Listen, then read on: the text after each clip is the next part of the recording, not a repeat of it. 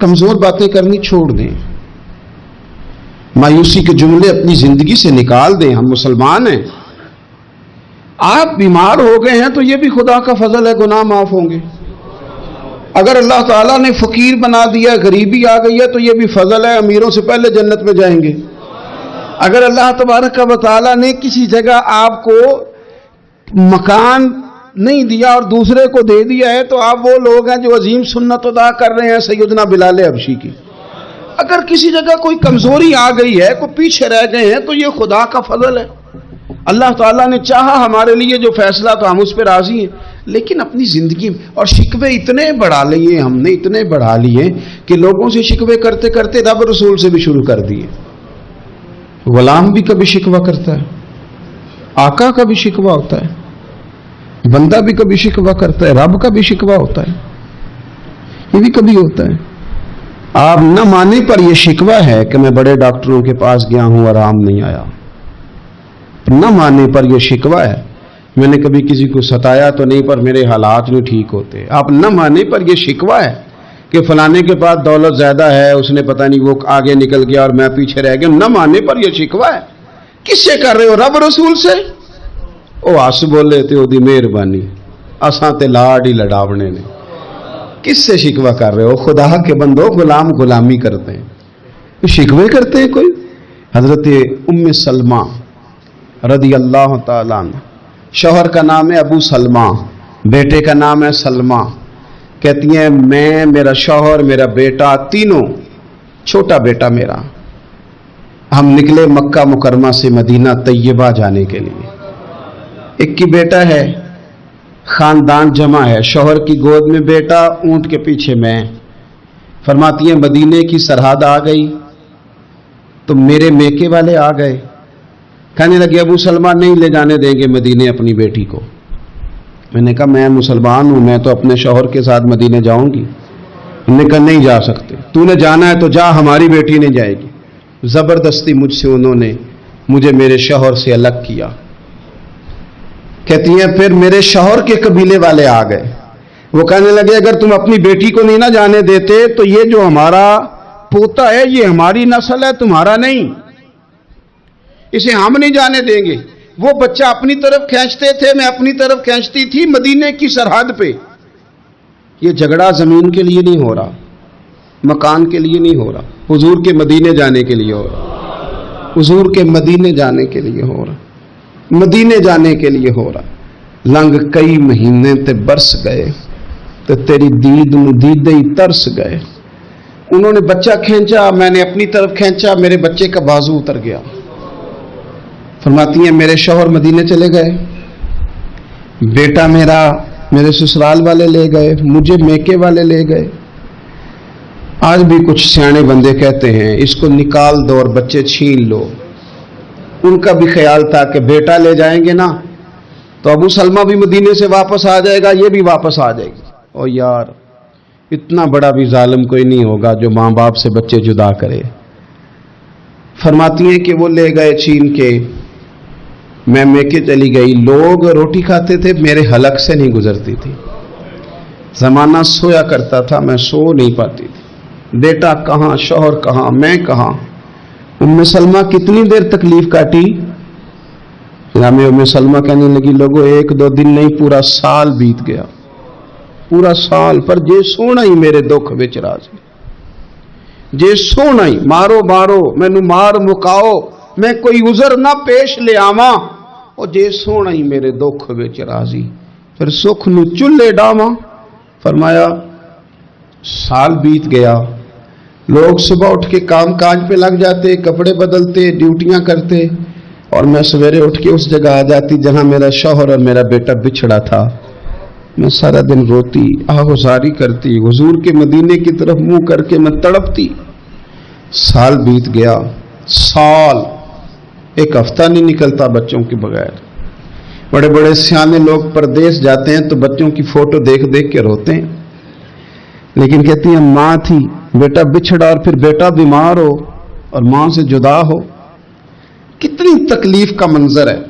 آپ فرماتی ہیں کہ ایک سال بیت گیا اور میں نے کسی کی منت نہیں کی، میں نے کوئی شکوہ نہیں کیا، اس لیے کہ جس حال میں رب رسول رکھیں، یہ حوصلہ، یہ صبر، یہ توانائی۔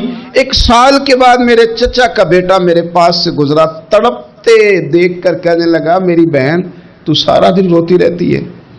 تو میں نے کہا بھائی تمہیں کیا بتاؤں، اس کا شوہر چلا جائے، بیٹا جدا ہو جائے، وہ کیا کرے گی؟ فرماتے اس نے جا کے میرے باپ سے، اپنے والد سے، میرے خاندان والوں سے کہا اس کی سزا کب ختم ہوگی؟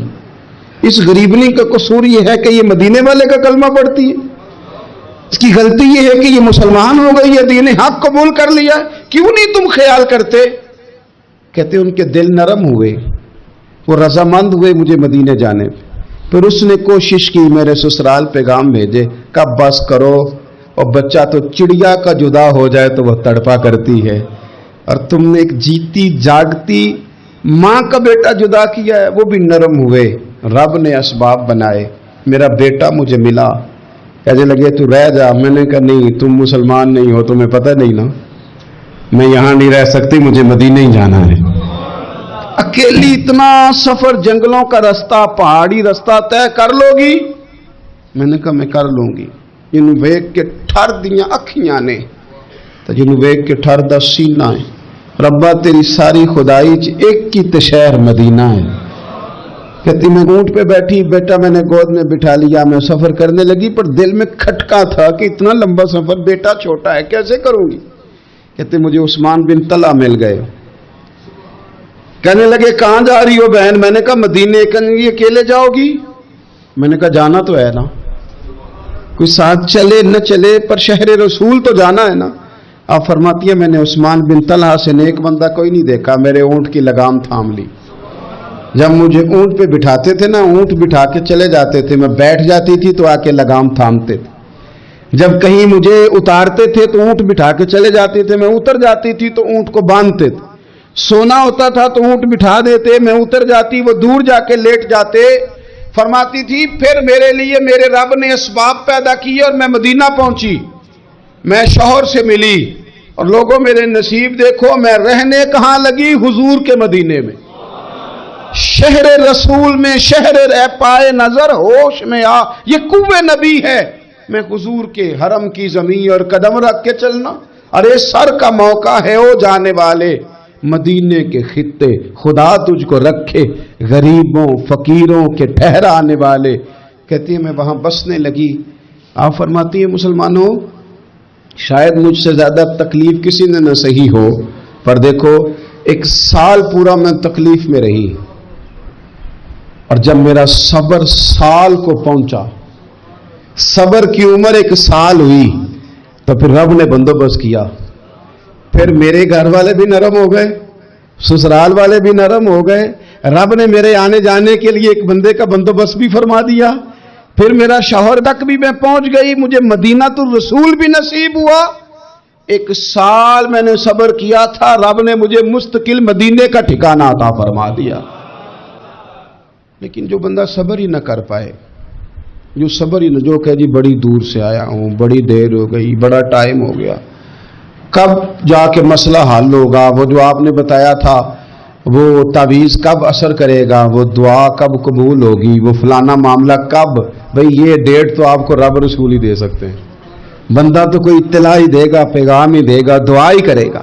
اگر زندگی میں حوصلہ ہی نہیں ہوگا، اگر آپ کو یہ قرار ہی نہیں آئے گا، ٹھہرنا ہی نہیں آئے گا کسی میدان میں۔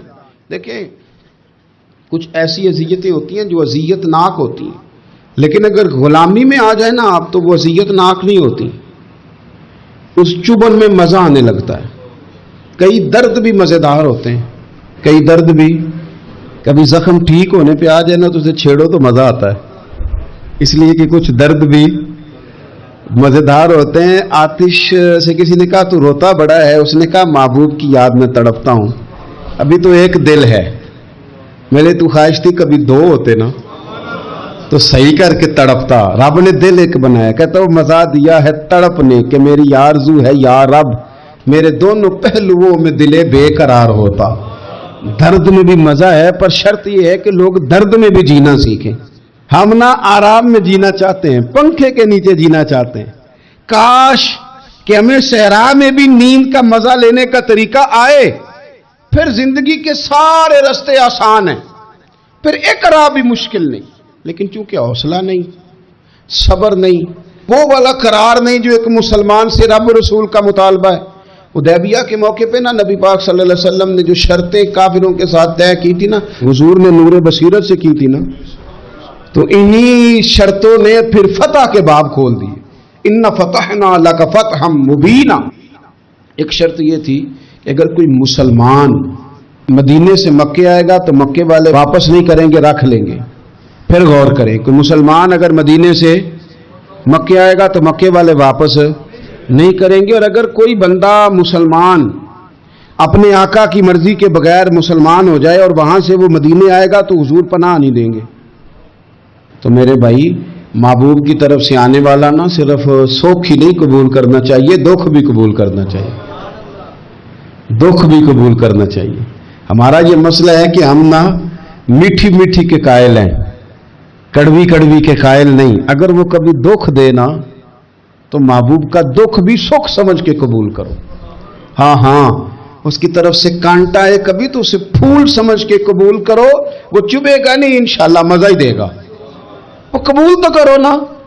تو اب حضرت ابو بصیر رضی اللہ تعالیٰ عنہ ایک صحابی تھے، ایک تو حضرت ابو جندل رضی اللہ تعالیٰ عنہ تھے نا، تو وہ تو حدیبیہ میں آ گئے، حضور مجھے لے جائیں، تو نبی پاک نے فرمایا میں نے وعدہ کر لیا ہے، ان کو بھی حضور نے واپس بھیج دیا۔ اور یہ بیچارے نا اپنے آقا کی جیل توڑ کے مکے سے بھاگ کے مدینے آئے، یا رسول اللہ مجھے قبول کر لے، میں بھاگ آیا ہوں، وہ بڑا ظلم کرتے ہیں، مارتے ہیں، تکلیف دیتے ہیں۔ وہ آئے تو ادھر سے نا اس کے مالک نے ایک دو بندے بھی بھیج دیے رکا دے کے کہ یا رسول اللہ آپ کا تو وعدہ تھا کہ آپ بندہ رکھیں گے نہیں۔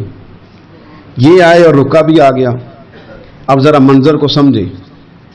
ہمارا تو یہ مسئلہ ہے کہ کہتے ہیں کہ میری 99 باتیں مانی ہیں، ایک نہیں مانی، لہذا میرا تعلق ہی کوئی نہیں۔ لیکن یہاں کیا کیفیت ہے؟ بندہ رو رہا ہے، تڑپ رہا ہے، حضور میں مار سے بچتا ہوا آیا ہوں، جیل توڑ کے آیا ہوں، مجھے قبول کر لیں۔ ادھر رکا آ گیا کہ آپ کا وعدہ تھا رکھیں گے نہیں۔ اب یہ کتنا مشکل مسئلہ ہے، لیکن رسول پاک علیہ الصلاۃ والسلام نے فرمایا ابو بصیر میں نے وعدہ کیا یار تجھے واپس جانا پڑے گا۔ ہوئے ہوئے ہوئے،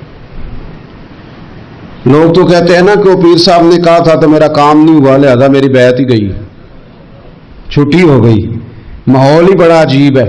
حضور نے فرمایا واپس جا، لیکن جے کر یار دے نام دا ملے مینا، پھر انہوں چولی پا لئیے مینے نو پنجے سٹیے نا، جے کر یار دے نام دا، سامنے والے نے تانا سمجھ کے دیا تھا پر یار کے نام کا تھا نا، اس نے کہا لا صحیح سونے کے نام کا ہے نا، تانا ہوا تو کیا ہوا، جے کر یار دے نام دا ملے مینا، انہوں چولی پا لئیے پنجے سٹیے نا، تے جے کر یار دے نام دی ملے سولی، پھر جھوٹا جھوٹ لئیے تے پیچھے ہٹیے نا، جھوٹا جھوٹ لئیے۔ اب لکھنے والے کا بھی اپنا انداز ہے نا، کہتا ہے یہ بھی میرے لیے جھولا ہی ہے، یہ بھی آرام کی جگہ ہی ہے، جھوٹا جھوٹ لئیے تے پیچھے ہٹیے نا۔ حضرت ابو بصیر رضی اللہ تعالیٰ عنہ سے حضور نے فرمایا واپس جانا ہے، کہ سونے ٹھیک ہے، کوئی شکوہ نہیں، کوئی گلہ نہیں، یہ بھی میرے محبوب کا حکم ہی ہے۔ اور کیا بات ہے، میرے نبی وعدوں کے پکے ہیں، کیا بات ہے، حضور نے جو کہا کر کے دکھایا۔ کہتے ہیں میں واپس جا رہا تھا، ایک دو بندے ساتھ تھے، جب مدینے کی حد گزر گئی نا، حضور نے تو کہا تھا نا مدینے میں پناہ نہیں دینی، تو میں نے اس سے کہا یار تلوار بڑی سونی ہے ذرا دکھانا، اس نے دکھائی تو ایک کی میں نے گردن کاٹ دی، دوسرا ویسے ہی بھاگ گیا، اور بھاگ کے حضور کے پاس آیا، جی اس نے تو مار دیا، تو سرکار فرمانے لگے میں نے تو وعدہ پورا کیا تھا نا، تم سے نہیں سنبھالا گیا تو معاملہ تمہارا ہے۔ اب حضرت ابو بصیر رضی اللہ تعالیٰ عنہ واپس آئے، عرض کی حضور اب میرے لیے کیا حکم ہے؟ حضور نے فرمایا میاں حکم وہی ہے، مدینے میں ہم نہیں رکھ سکتے، تم مدینے میں صحابہ تھے نا، حضور کی باتوں سے خوشبو لیتے تھے، مدینے میں نہیں رکھ سکتے۔ حضرت ابو بصیر کہتے ہیں میں مدینے کی سرحد سے نکل گیا، اس جگہ چلا گیا جو نہ مکے کی ریاست میں تھا نہ مدینے کی، ایک مقام ایس تھا جہاں میٹھے پانی کے کنویں تھے، وہاں رہنے لگا۔ حضرت ابو جندل کو پتہ چلا کہ ایک نیا ٹھکانہ بن گیا، وہ بھی جیل توڑ کے آ گئے، 70 بندے آ گئے، وہاں سے قافلے گزرتے تھے کافروں کے، یہ بھی مسلمانوں کو تنگ کرتے تھے، اگر مکے سے کوئی قافلہ گزرتا تھا تو ہم نے بھی ان کو پکڑا، کافر کا مال مال غنیمت، اسباب بن گیا، اور وہ جب قافلہ لے کے آتے تھے تو ڈرے ہوتے تھے، اور ان کو تو ستایا تھا نا، کہتے ہمیں ستایا بڑا تھا، ہم تو انقلابی بن گئے تھے، ہم تو رکھ لیتے نا، بڑی منت کرتے، بڑی جان مشکل سے چھڑاتے، 70 بندے ہو گئے، پھر 300 ہو گئے۔ تب ابو بصیر کہتے ہیں دنیا مدینے جاتی تھی لیکن ہم تڑپتے تھے، ہم تڑپتے تھے، روت لنگ گئی ہے پھر باہر آندی، تے چٹھیاں مدینے آئیاں نہیں، ہم تڑپتے تھے کہ یار کوئی موقع ملے، روز رات کو روتے تڑپتے۔ 300 انقلابیوں کا جتھا صبر سے بیٹھا ہے مدینے کی سرحد پہ، اندر آنے کی اجازت نہیں، پر غلامی میں روز اضافہ ہو رہا۔ صبر دیکھو، غلامی میں روز اضافہ ہوتا ہے۔ تنگ آ گئے کافر، پہلے بڑی ڈینگیں مارتے تھے کہ دیکھو ہم نے کیسی شرط منوائی ہے، کیسی شرط منوائی ہے کہ ان کا بندہ آئے گا تو ہم واپس نہیں کریں گے، ہمارا جائے گا تو انہیں کرنا پڑے گا۔ پھر اتنے تنگ آئے کہ خود آ کے کہنے لگے حضور مہربانی کریں یہ شرط تو ختم کرے نا، اور ان 300 کو تو مدینے بلائیں، مہربانی فرمائیں۔ حضور بڑے خوش ہوئے، آج غلاموں کے نام پیغام لکھا، غلاموں کے نام پیغام لکھا، چٹھی لکھی حضور نے۔ چٹھی کس چیز کی لکھی؟ آ جاؤ یار مدینے آ جاؤ۔ چٹھی آئی مدینے آنے کے لیے، حضرت ابو بصیر کے نام چٹھی گئی، آ جا یار مدینے، آ جا تیرے نام پیغام سب لائی ہے سرکار نبی سے، اور آیا ہے بلاوا مجھے دربار نبی سے۔ پیغام آیا۔ حضرت ابو بصیر اتنے بیمار تھے کہ نزع کا عالم تھا، لیکن اس عالم میں بھی انتظار تھا۔ اس آخری ویلے اکھیاں میریاں رات تکنائے تیرا تے سجنا کچھ بھی نہیں جانا، یہ پا جاویں ایک پھیرا تے سر میرے تے آن کھلوویں تے پھر پردہ رہ جائی میرا، سوکھا نکلے صاحب ظہوری یہ ویخ لوے مکھ تیرا۔ حضرت ابو بصیر کو نہ وہ رکا گیا، حضور کی چٹھی گئی تو یوں چٹھی پڑی، حضور نے فرمایا آ جانا، رستہ کھل گیا ہے، تو آ جا، کھل گیا رستہ۔ دعا فرماؤ مدینے کے رستے کھل جائیں، کرو نا یار دعا مدینے کے رستے کھل جائیں۔ کچھ ایسے ہیں جنہوں نے سارے دکھ سنانے ہی مدینے جا کے ہوتے، کچھ لوگ ایسے ہیں جن کے دل اور کلیجے پھٹنے کو آ گئے، دعا کرو رستے کھل جائیں۔ حضور نے فرمایا آ جا تیرا راہ کھل گیا۔ حضرت ابو جندل کہتے ہیں میں سرانے کھڑا تھا، حضرت ابو بصیر کے خط پڑھا، مسکرائے، اشارے سے کہنے لگے کہ دیکھ میرے نبی کا خط ہے، حضور کی چٹھی میرے نام آئی ہے پڑھنا۔ تو میں نے بھی پڑھی، پہلے روئے پھر کلمہ پڑھا، پھر میرا ہاتھ تھاما، روح ہی پرواز کر گئی ہمیشہ کے لیے، ہمیشہ کے لیے۔ وہ ظاہری جسم کے ساتھ تو مدینے نہ پہنچے، پر قبر میں گئے تو مدینے والے کی زیارت نصیب ہو، قبر میں حضور کی زیارت نصیب ہو گئی۔ قبر میں حضرت ابو جندل کہتے ہیں میں نے جنازہ پڑھا، اور اسی مقام پہ جہاں انہوں نے انتظار کیا تھا نا، وہ مقام میں انتظار ان کا مزار بنا، مزار کے ساتھ مسجد بنی، مسجد کا نام مسجد ابو بصیر رکھا گیا۔ انہوں نے اس انتظار میں جان دے دی، پر صبر کیا،